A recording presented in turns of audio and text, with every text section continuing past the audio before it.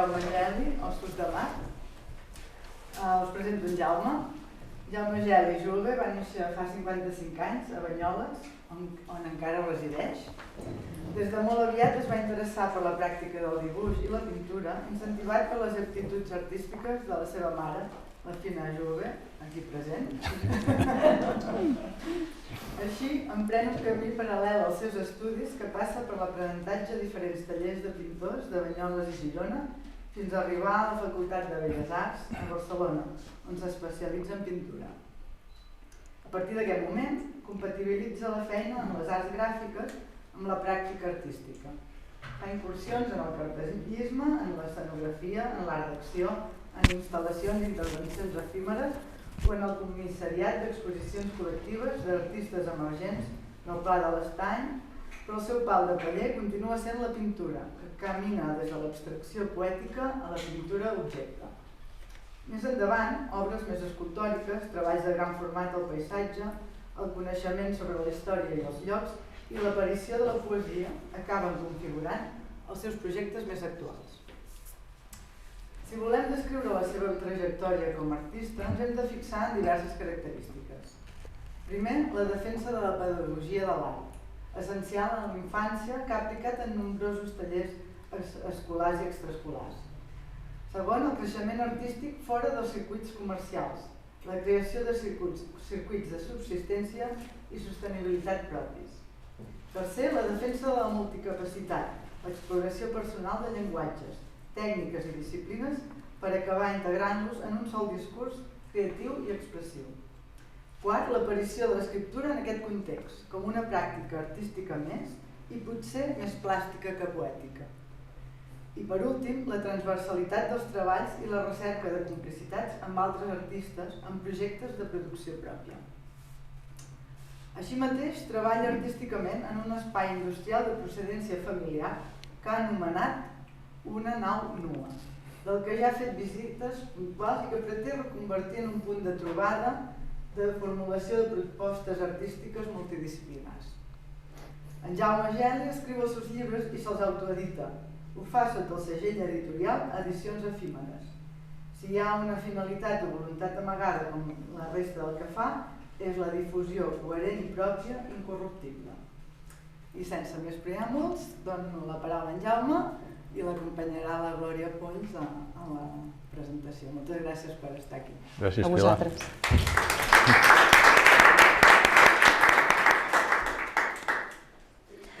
Bé, molt bon vespre. Gràcies per haver vingut en una tarda de dimecres del mes de setembre, que encara potser ve de gust passejar pel carrer perquè fa bon temps. En qualsevol cas, som aquí amb família, perquè bé, ens sentim acollits, almenys jo em sento molt acollida amb vosaltres, amb cares conegudes i cares que potser no, però bé, en qualsevol cas acollida. Avui, si bé venim a presentar els Ossos de Mar d'en Jaume, dir-vos que és la 5a publicació de tots aquest recull que podeu trobar aquí, unes publicacions que començaré pel final de la teva presentació, si em permeteu, que són el resultat d'un projecte, perquè en Jaume el que fa és recollir els seus projectes en una edició en paper. Aquests projectes són la idea, el procés i el resultat de tot el que té en ment, de tota aquesta execució artística que ell té plantejada. Llavors, aquest llibre s'acompanya d'imatges, s'acompanya d'uns textos, igual que totes les altres publicacions que has fet, algunes en col·laboració amb altres artistes. Teniu el 23 Espines, que és en col·laboració amb 200 artistes més, i aquell més allargat, que és l'Intempèrie, que és una última exposició que vas fer a la Balbi, amb serigrafies en Joanic Dalmau, i si bé són projectes propis, sí que hi ha col·laboració d'altres artistes i d'altra gent. Alguns pluridisciplinars, perquè hi ha dins de les arts totes les arts possibles. Jaume, com bé ha dit la Pilar, tu t'autoedites els teus llibres, i em fas una autoedició acurada i molt delicada. Després podeu fer-hi una ullada i és que realment és així, és una edició acurada però sobretot delicada. I l'anomenes edicions efímeres. Explica'ns per què efímeres. Gràcies, sí. Les vaig decidir anomenar i posar aquest títol, edicions efímeres, més que res per definir no tant el llibre en si, sinó tot el treball previ. El treball escultòric, artístic en general, pictòric, del que sigui, a cada artista li suposa tota una prèvia molt potent d'immersió i quan acaba traient el cap, sigui en forma de llibre o d'exposició, normalment, parlant amb d'altres artistes, arribem a la conclusió que és aquell punt que ens deixa d'interessar allò que hem fet. I ja tenim el cap en la següent. Per tant, aquesta efimeritat de l'interès artístic és perquè realment quan ho mostrem és una feina quasi part de l'artística i el que ens interessa de debò és, quan no ens n'adonem, és que estem posats en el treball de buscar recerca, d'anar obtenint resultats, peces, formes, colors i tot el que sigui. La peculiaritat d'aquests llibres és que recullen part d'aquest material de procés, textos que estan fets durant aquest procés i finalment agafen una forma que acabo decidint. Alguns els acompanyo amb dibuixos, d'altres amb fotografia, d'altres amb extractes de peces diferents. I el que sí que volen, jo els entenc com una peça més d'aquesta obra. Per tant, a cada època tenim un llibre que jo considero quasi cremat amb tot el que has fet anteriorment en aquell procés. Per això d'aquí ve edicions efímeres, m'agrada dir-ho així. Centrant-nos en Ossos de Mar, que és el llibre que avui presentem, té un pròleg magnífic de la Rosa Rassola. La Rosa, no sé si la coneixeu, heu tingut oportunitat de poder-la llegir i sentir, perquè és una poetessa, artista plàstica també i molt bona rapsoda. El que té de bona poetessa i artista plàstica ho té a l'hora de transmetre els seus poemes oralment, i ha fet el pròleg del Jaume, dels Ossos de Mar. I la Rosa, en un moment del pròleg, diu això. Diu, el polifacètic artista Jaume Geli s'insereix en la tradició lírica clàssica quan pren la decisió de dir-nos a tots en un entorn geogràfic que de per si conté una antítesi, un mar de vida i mort. I és així, és un mar de vida i mort, perquè no podem obviar el que està passant en els nostres dies en el mar Mediterrani. Totes les morts que cada dia podem presenciar, que sovint tampoc se'ns explica però qui són i que possiblement no en prenem prou consciència, però que realment és un mar que ens dona molta vida, però que alhora ens en treu moltes.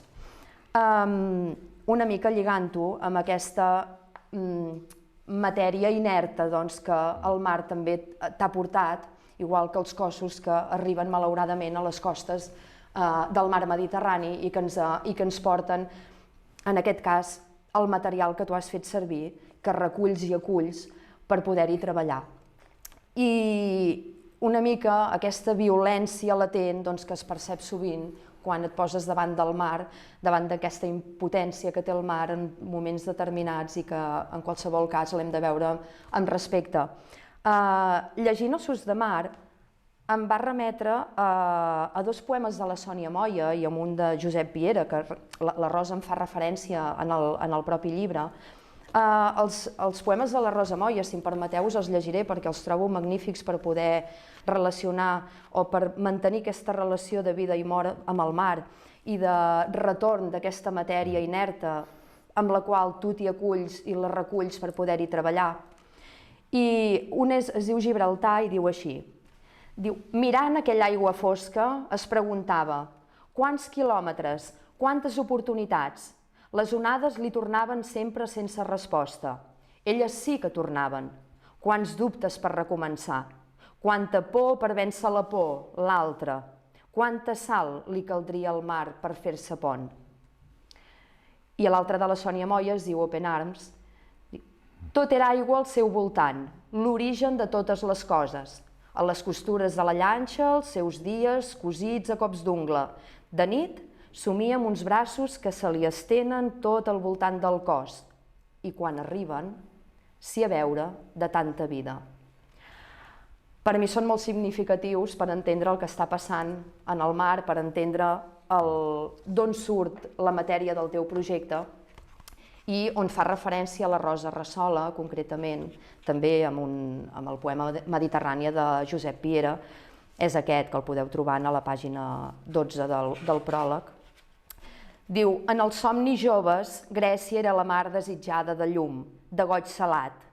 Davant, mira la mar i una petita barca anant-se'n lluny. La mar. I jo. Res més. Res més. Un poema magnífic que només de llegir-lo posa la pell de gallina per veure aquesta contraposició, és a dir, la vida que ens dona el mar, és a dir, allò on nosaltres hi podem trobar refugi, on molta gent hi vol trobar refugi, però que acaba esdevenint una tragèdia. Jaume, amb aquesta contraposició entre vida i mort, com busques l'equilibri davant d'aquesta relació i davant d'aquesta immensitat, d'aquest mar que ens fa sentir tan petits? Com t'hi has encarat tu com a artista a l'hora de recollir aquests materials? Sí, és un tema que és curiós, no? Perquè de recollir materials i no saber-ne ben bé, però tenir una intuïció de què en faràs algun dia, passes a crear tota una altra projecció. Jo crec que tot artista el que ha de tenir, d'entrada el que ha de tenir és l'actitud, no? Davant de qualsevol fet, situació, panorama, paisatge o qualsevol diguem, aspecte sensitiu que en ell li arribi d'una manera que el toqui, que li penetri de la manera més forta, tal com ho sent. Per mi el mar sempre ha estat, des de tenir una presència com terapèutica, no tan relaxant, a vegades pertorbadora inclús, sempre he preferit el mar de tardor, hivern o primavera al mar d'estiu, és curiós. I el temps m'ha donat la raó, perquè el mar d'estiu per mi és un mar ja inaccessible i poc divertit, i molt adulterat per tot el que hi passa al davant. Per això em feia molta gràcia presentar llibres a municipis del litoral, perquè vosaltres sabeu el que és el mar de veritat, entenc. El mar té moltes vessants, hi ha un aspecte que és molt visual, que és molt de trobar-te'l, que és captivador, però té uns altres aspectes que és potentíssim, que és quan tu estàs enretirat una mica, terra endins, el mar el segueixes veient pel so, com brama, com xiula, i per l'humitat, el respires a l'aire. I això és molt captivador i a la vegada et segueix parlant de mar inclús quan no estiguis a primera línia. Jo sóc un personatge de prelitoral i tot i així a vegades m'arriba el mar. I dintre aquest mar, en aquesta distància i amb una visió no directa, sí que hi transmeto o em transmet d'entrada tota aquesta dualitat de vida-mort, evidentment. Però no d'una manera tràgica com transmeten aquests poemes, evidentment, perquè està parlant d'uns fets concrets, sinó que jo el que parlo molt és del trànsit que fa una fusta. Imagineu-vos un arbre que cau, baixa per una riera, es transita durant setmanes, mesos, a dins del mar, i un dia et retorna totalment llimada, polida i convertida en una altra cosa. Tot aquest trànsit per mi són el que són els ossos de mar, aquests pals que he trobat modificats, que llavors hi ha una segona fase, que crec que en parlarem més endavant, que és com convertir-los en material artístic. És una altra fase. Mireu, hem pensat, quan ens preparàvem aquesta presentació amb en Jaume, vam dir, per què no fem una cosa una mica diferent? Perquè a vegades explicar un projecte que és tan propi del propi artista, explicat així quan no el veus, tot i que aquí tenim la maqueta d'una cosa que després us explicarà, i en podem fer una petita pinzellada, vam dir, va, doncs mira, fem una performance. Ell és un artista multidisciplinar i també toca la guitarra. Sí, la rasco, però està molt bé. Creiem que està bé. M'agraden a mi, en aquest cas, acompanyar certs poemes amb música. Amb música. Llavors, si ens permeteu, amb la bona voluntat i la passió que hi puguem posar, us llegirem un poema del llibre d'Ossos de Mar, que el que el tingueu és el de la número 40, a la pàgina 41.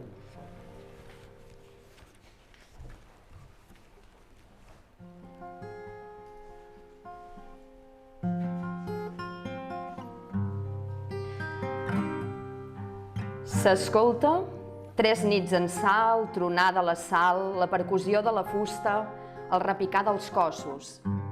Natura i glòria.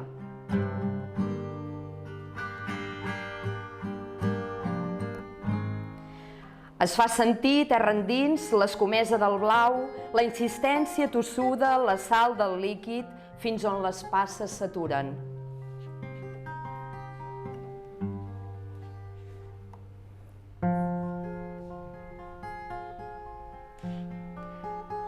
Es percep de cara al vent una càrrega salobre, una espessor severa sota un ball d'escates de densitat insòlita.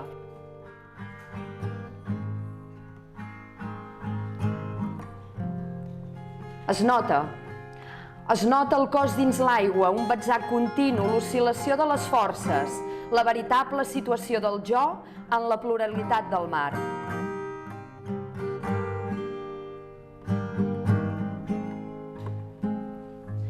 Es confonen en l'atmosfera greu les dimensions, les distàncies, la posició, el temps. La vida sura breument en l'eternitat oceànica.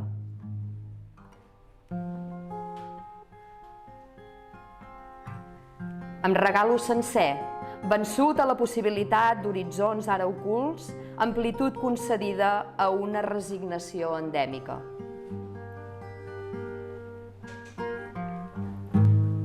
S'esfuma la realitat i el temps navega sobre l'opacitat gèlida d'un miratge incert damunt el vidre d'una profunditat insondable.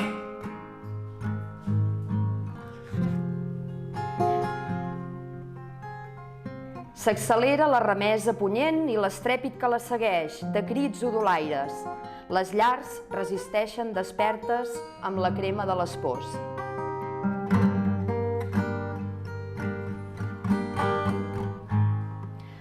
En sabem de l'existència l'un de l'altre, no tant de la posició transitòria ni de l'estat condicionat. Punt en el pla, línies traçades, rutes atzaroses, dibuixos.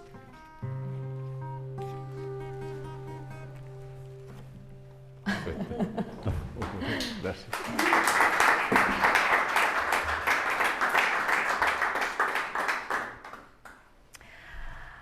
Jaume, jo quan em llegia Els ossos de mar, jo vaig dividir el llibre en 3 parts.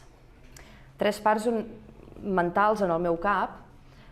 Una és aquesta relació entre la vida i la mort, el que tu reculls, matèria inerta, i com treballes, és a dir, com reculls els materials.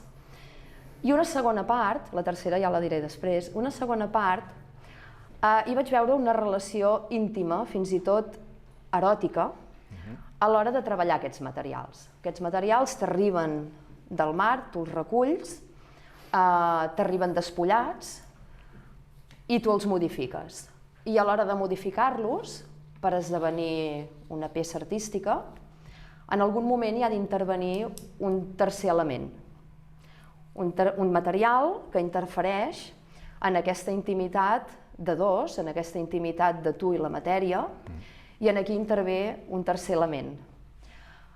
Rosa Rasola, en el pròleg, també fa referència a Safo. Si bé s'hi refereix a l'última part del llibre, a l'elegia, jo hi veig una clara referència en algun poema de Safo, quan es refereix a aquesta relació íntima que ell estableix amb alguna persona, amb algun ideal, amb alguna deessa fins i tot, i intervé algú altre.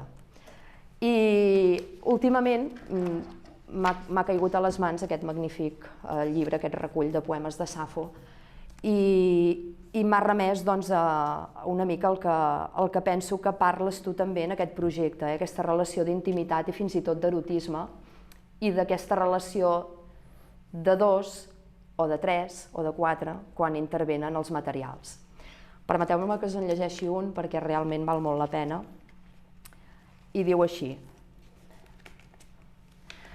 Diu, em sembla que és com un déu aquell home, tant és qui sigui, que et seu a la vora i gairebé t'ho canta, escolta com dolça li parles i com li rius coqueta.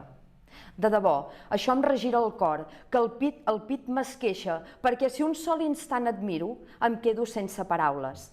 S'entortolliga la llengua i el cos me l'inunda de cop un foc eteri i als ulls se m'hi ha posat un tel i em bronzen fort les orelles. La suor freda em regala i tremolo tot jo i perdo els colors com quan l'herba s'asseca i sento que no em queda gaire temps per morir-me. Però a tot t'has d'atrevir. Jaume, com t'hi relaciones amb aquests materials? Com és aquesta relació quan intervé aquest tercer element o has de modificar la matèria trobada, despullada que et porta al mar? Evidentment, aquí hi ha escultors, un com a mínim, que conec, sap que estaríem d'acord que més que la vista el tacte és molt útil en l'escultura i en aquests casos en què un material ja et ve amb unes, no són ni textures, és una sèrie de pell tan tocada, modificada, digue-li per la sal, digue-li pel trànsit que ha fet, pel temps que ha passat, com el llibre diu, de cops rossecs a l'estat que ha tingut amb aigua, t'arriba una matèria que és fusta, pròpiament, la majoria, però que no és ben bé ja fusta, no és el fusta com la treballaríem, com la podríem treballar manualment. Per tant, tens allà un contacte molt tàctil, ja des que el reculls, des que li busques l'aplicació que creus que li faràs, sigui en forma d'una mena d'urnes on els diposites, alguna fusta que t'ha pres i poleixes una part i deixes una part més abrupta, o necessites a vegades per varar una mena de principi de barca que sigui molt primari el gest, o sigui que ja no intervenguis en la fusta. Aquesta és l'eròtica del moment aquest creatiu, que et pot passar també en pintura, amb el contacte. Hi ha gent que el necessita com molt més proper i hi ha gent que el necessita. Hi ha gent de guant blanc també en aquest món, evidentment. Hi ha molts estils i moltes maneres d'entrar-hi. Llavors, el que sí que em serveix molt en aquests casos és l'escriptura. L'escriptura per mi és un material plàstic més en aquest procés i m'ensenya a fer-me veure de les maneres que tracto en cada peça, en cada moment, aquests materials. Per mi, la pervivència d'allò que has rebut fins al final de la teva peça, del teu procés artístic, és un dels valors que jo li dono a tot allò que faig. Vull dir que moltes vegades dic que a mi se m'amor la peça quan corrupteixo tot aquest material i em perd l'essència i no sé què perd com una màgia. Llavors acaba a banda, en un bidó, descartat. Això és el que me passa. I és curiós, perquè és material que en principi ve descartat per tota la natura i ens apareix tirat en els marges. En el llibre trobem una referència clara d'aquesta relació íntima que en Jaume estableix amb aquests materials trobats i aquesta intimitat de dos queda plasmada en aquest poema que ara us llegirem. A la pàgina 47.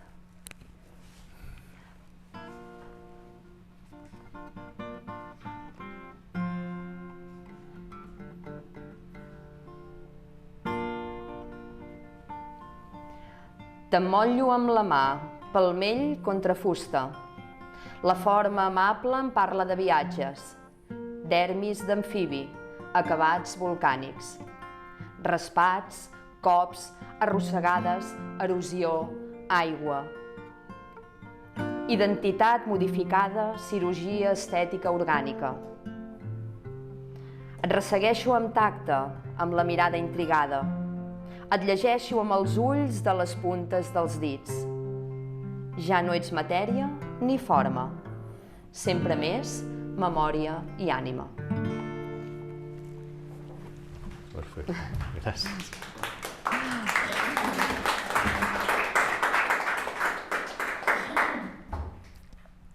I la tercera part del llibre és aquesta elegia. De fet, l'última part és l'únic poema o l'únic text que té títol. Els altres són intitulats, però l'elegia sí. L'elegia és aquell diàleg, és allò que li vols dir a l'amic que ja no hi és. Tornem a contraposar la vida i la mort, amablement, en aquest cas, amb melangia possiblement, però d'una forma molt amable. I bé, aquí no m'haig d'explicar jo, sinó que ets tu que ens has d'explicar com s'acaba Ossos de Mar, què volies explicar amb l'elegia, a qui va dirigida, i una mica si pot ser un homenatge a aquest llibre, d'alguna manera.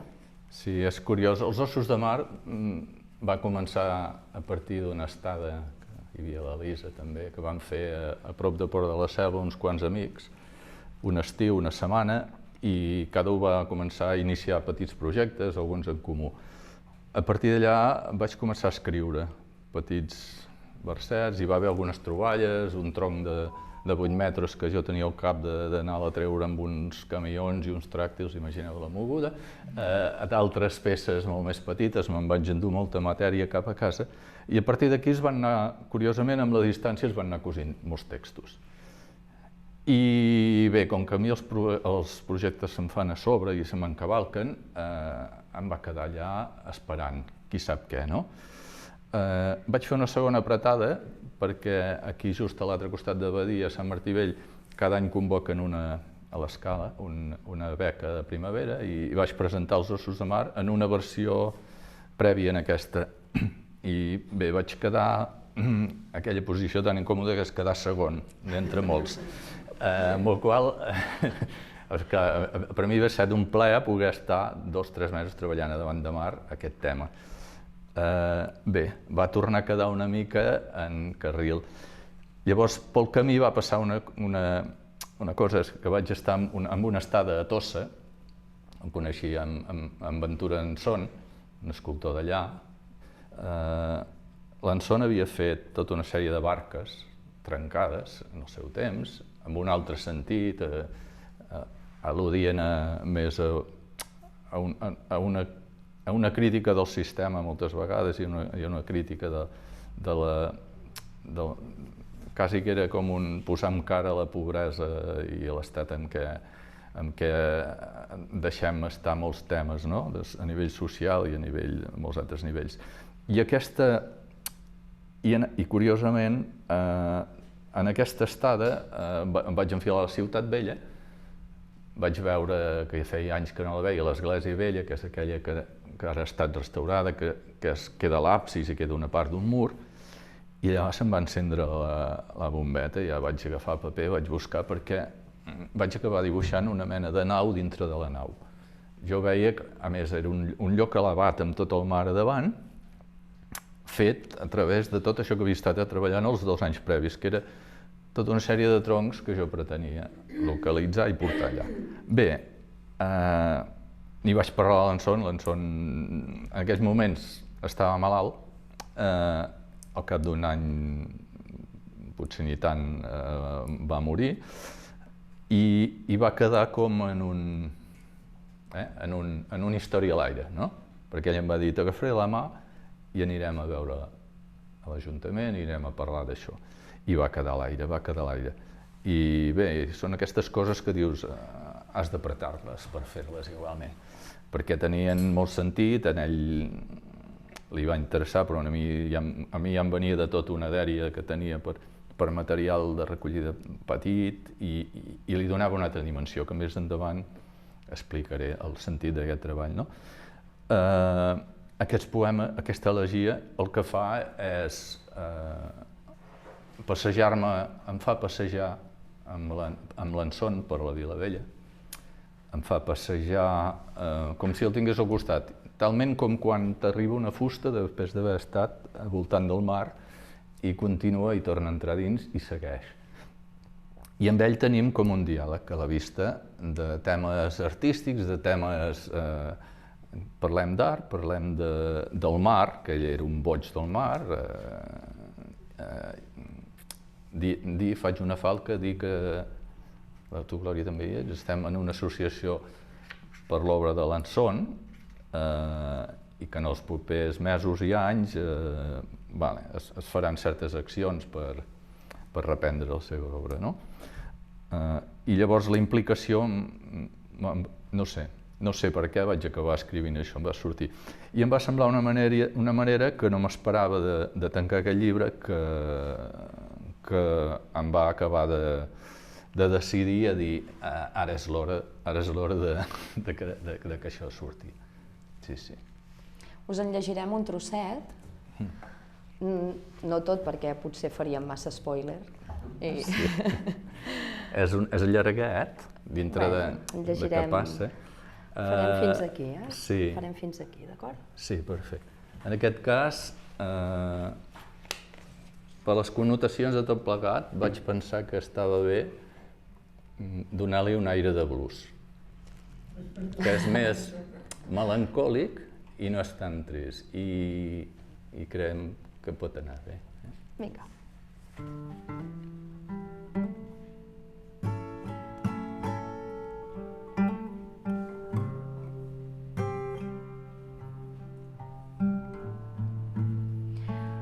En el bronze d'unes mans hi navega un petit vaixell.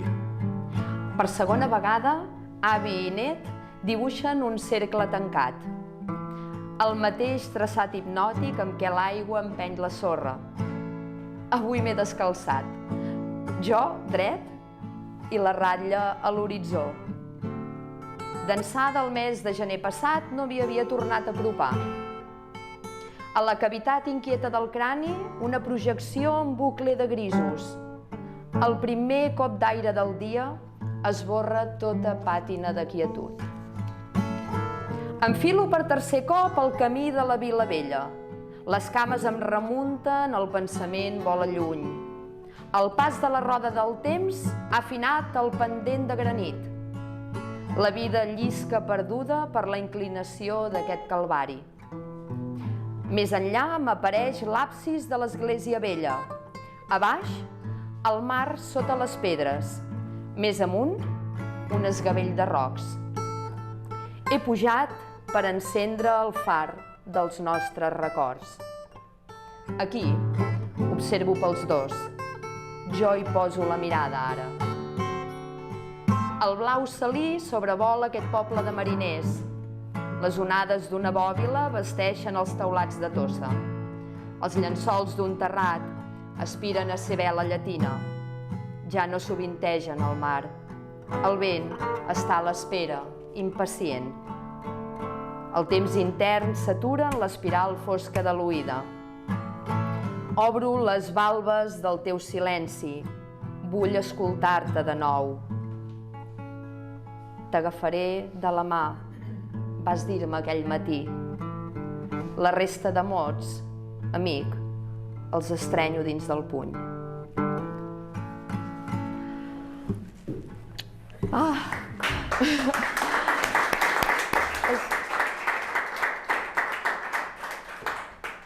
Realment, l'he llegit vegades, però quan el tornes a rellegir és d'una intensitat potent perquè realment acabes entrant dins d'aquesta relació d'ells dos i acabes entenent quina relació d'amistat hi havia amb el Bonaventura Anson.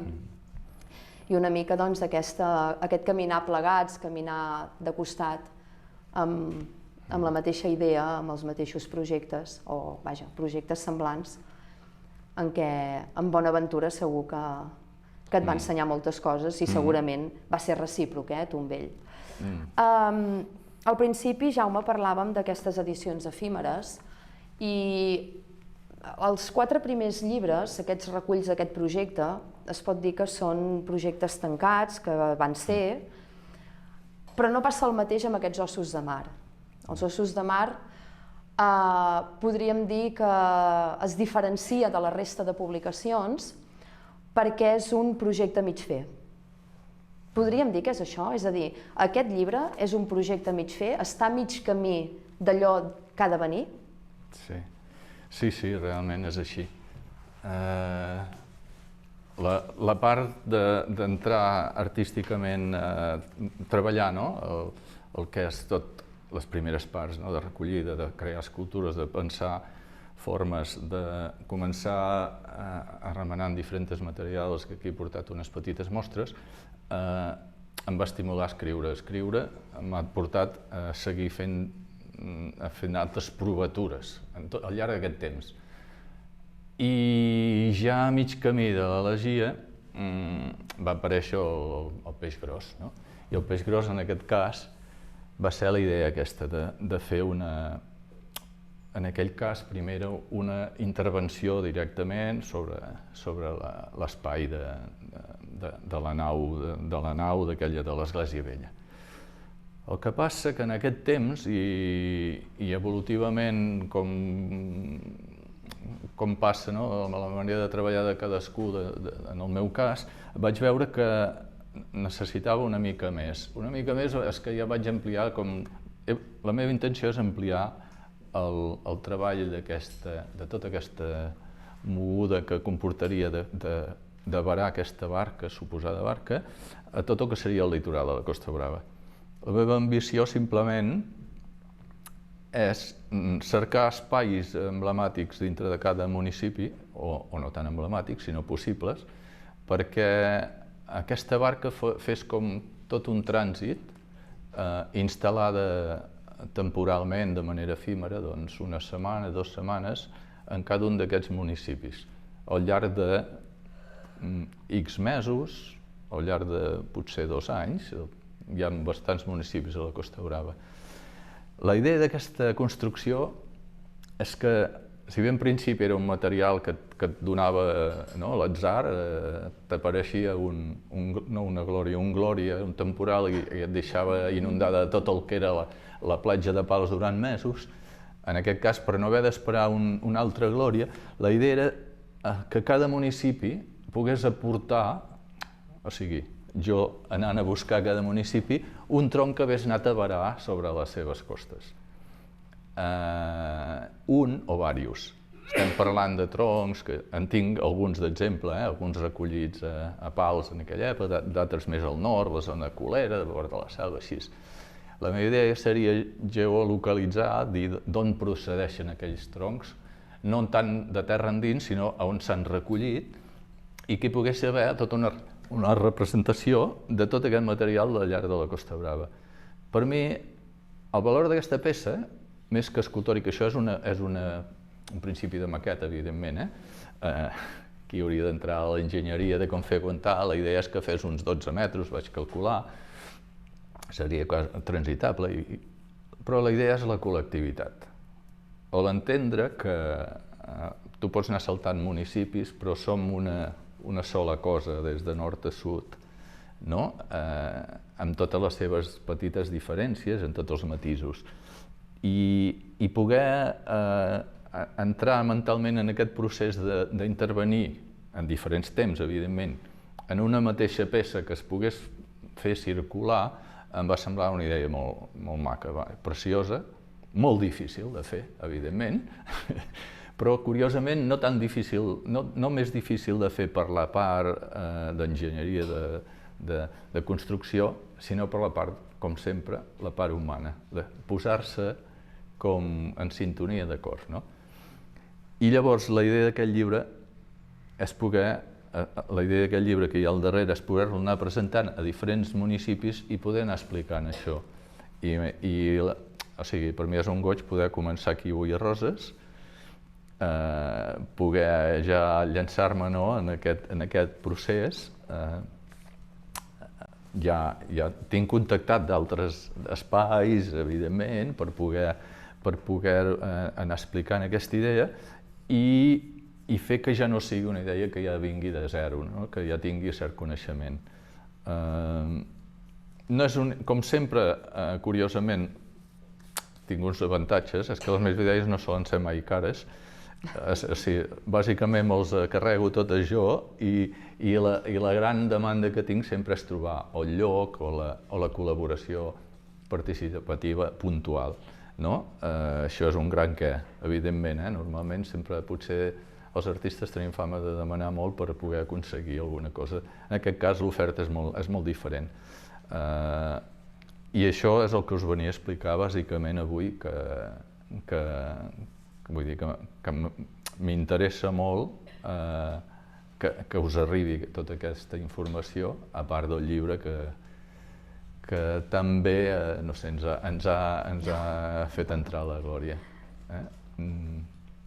Un plaer, per mi ha estat un plaer, vaja, jo, el projecte és teu i jo encantada que ens hàgiu convidat, o que m'hàgiu convidat a presentar aquest llibre i aquest projecte.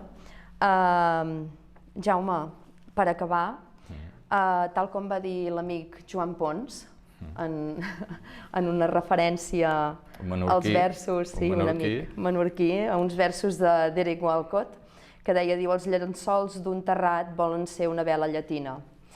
Esperem que aquesta vela llatina pugui arribar a molts dels racons del nostre territori i ser complement d'aquest paisatge que tenim el privilegi de poder trepitjar cada dia, perquè realment som uns privilegiats de viure on vivim i de tenir el territori que tenim. Gràcies per acompanyar-nos i esperem que ho hagueu gaudit. Sí. Merci.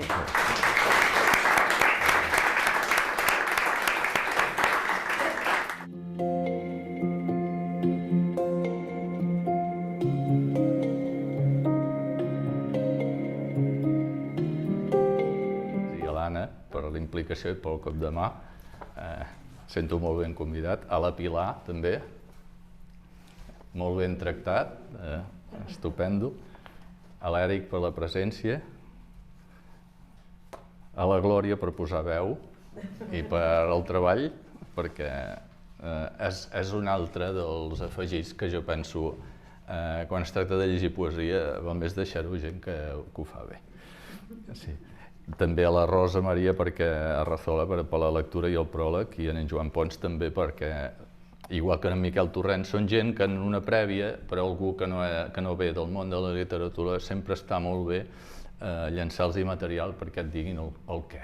I en aquest retorn sempre et fa sentir com més segur. I gràcies a tots per l'assistència.